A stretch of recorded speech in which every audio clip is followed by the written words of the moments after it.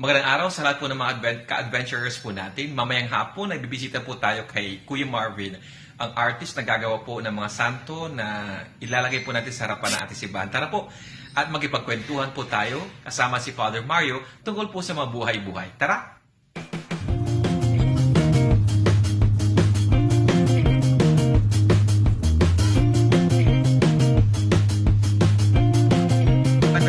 Nagawa na ni Kuya Marvin. Ito nyo nga po kami para naman ma-inspire yung ibang tao. Para ipakita ko sa Yes, oo. Ito po si Father Mario, ang isa sa mga pinakamabait na kora paroko ng Bayan ng Infanta kasi mag-isa niya ang kora paroko dito.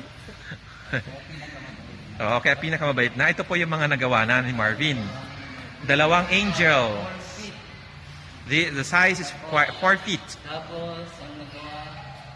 O, di ba? Ang ganda. Ano pa? Tapos itong same, yung mga bago.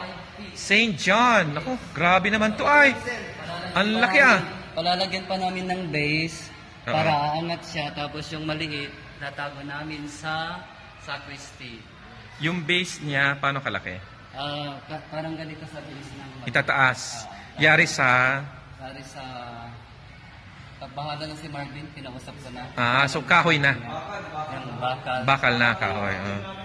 Ano pa po ang nagawa niya?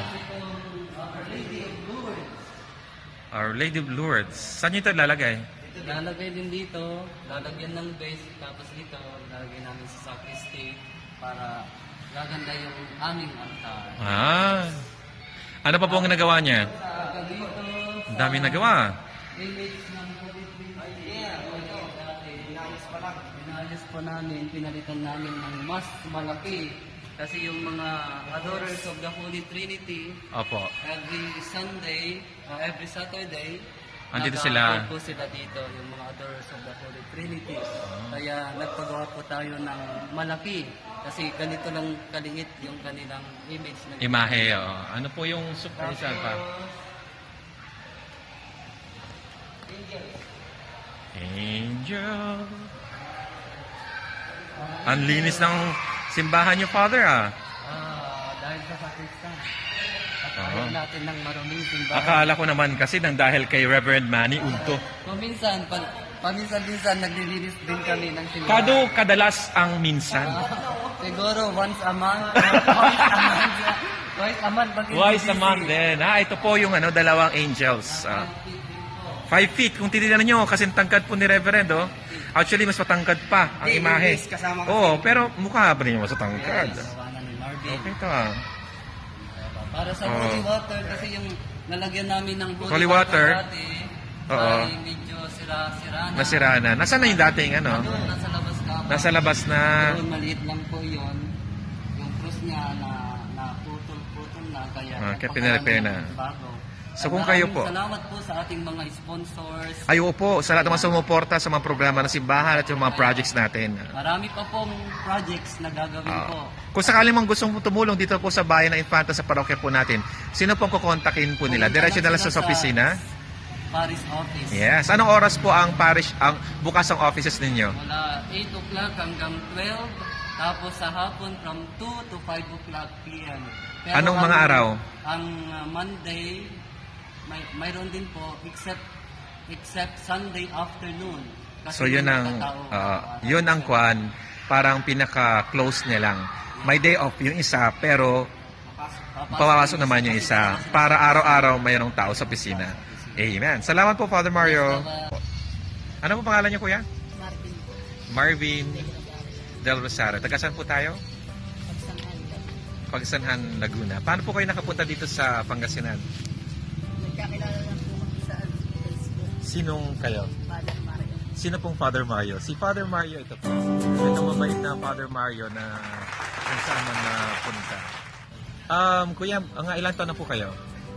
Mag-return po kami. Mag-31 na this year. Itong taon na ito. March. Uy, dito kayo mag-birthday, hindi? Dito po. Dito yata. Oo nga. Maghahanda yata si Reverend ng lechon para sa inyo. Tanong lang po, Kuya. As of now, kasi magtatanatunan sila kapag ganitong gumagawa tayo ng mga bagay-bagay na katulad nito, ng mga semento, mga artworks. Paano po kayo nagsimula at paano nyo po nagkaroon? Saan po kayo nakakuha ng inspirasyon para ito po ang magiging mission nyo sa buhay? Una-una po, natuto ako sa magulang. Magulang po niyo kay nanay at tatay o kay... Ano po bang work ni tatay? Ganito po talaga trabaho ng pamilya. Siya po ba nagturo sa inyo o through observance na lang po? Hindi po, sariling ganito na po. Kailan po kayo nagsimula? Ano na po, 16 years old po tayo ako. Start na ako. So ano po, hindi na po kayo nakapag high school o nag high school po kayo? After high school, diretso na po ganito. So basically, dati niyo pang trabaho hanggang ngayon, ito na talaga. Ito lang po talaga. Buti. Wala nang iba. Dito na nakasanayan nyo. Kapag ganito pong pupunta po kayo sa malalayong lugar, katulad dito, nasa Pangasinan tayo, tagasan ulit po kayo? Pagsanhan. Pagsanhan, Laguna. Nagpapaalam ba kayo sa kanila o talagang sariling business yun na para nag-separate na kayo kay nanay at tatay? Nag-separate na ako. Alam na po nila na Nag-solo na kayo. Ilan po ba kayo magkakapatid? marami po eh. Marami po ba na hindi pwedeng sabihin o marami lang talaga? Pero yung sa family niyo, di ba? Family business ito. Kailan kayo naghiwalay na parang nag-separate na sa ano? Mahigit 2 years na. Magto 2 years na nag-solo flight na kayo. Anong mga lugar ang mga napuntahan nyo na at na asikaso nyo na yung mga ganito? Marami. Kasi 2 years na kayo nagsolo eh. Mula nung nagsolo kayo? Figure Sa Tuigaraw, saan parokya o bayan? sa po, Enrile. Enrile. Ano pa po? Hindi ko na po sasabihin yung sa tatay. Yung sa inyo lang, yung sa inyong 2 years na Japan po. kayo nagsolo. Japan. Japan, merong Nueva Ecija. Japan, nakala ko Japan, Gapan pala, sorry na. Lately, itong taon, 2019, Sa ano po ako, nagsambales. Zambales bago kayo pumunta dito. Opo. Habanggan, Botolan, Opo. Olonga po. Tapos, after nun, anong buwan po kayo pumunta dito sa Pangasinan? Dito po, Kaya dito sa Infanta? pang November na. November na. Kung sakasakali po, gusto po nilang tingnan yung mga dati nyo pong ginagawa, paano po nila kayo mapupuntahan at kukontak? Ano lang po, sa Facebook na lang po. Facebook, ano po yung Facebook account ninyo? Yung totoo, at saka iwag na nilang po yung pake. Marvin Del Rosario lang. Marvin Del Rosario hanapin nila. Ando na rin po ba yung contact number ninyo? Opo naman. Sige. Kuya Aris, ilang taon nyo nakasama si Kuya Marvin? Isang taon pa lang po. Isang taon pa lang. So, pagkaraan ng isang taong pagkasama ninyong dalawa sa sa blessing ng parang kinasal eh. Ano ang masasabi mo naman kay Kuya Marvin?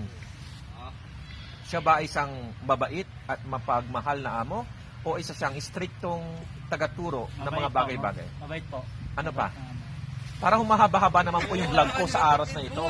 In-interview ko na si Father. Nahihiya po kasi ako sa inyo. Mahina kayo magsalita.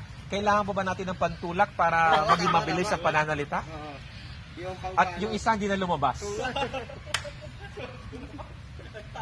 Pero masaya naman kasama si Kuya Marvin.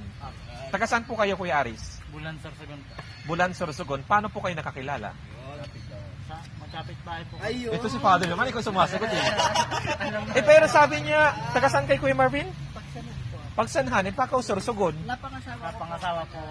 Nagkasabi sa Napangasawa ni Marvin, taga sa inyo. So siya ang lumipat ng bayan alang-alang sa pag-ibig. Oy! Pero naranasan niyo na bang mag-away, magkatampuhan, ganun? Hindi naman po. Hindi pa naman. Malapit na. Malapit na. Pagkatapos dito. Sige po, salamat Kuya Marvin. Kuya Marvin, hi! Ay, Kuya Aris pala. Kuya Marvin, hi!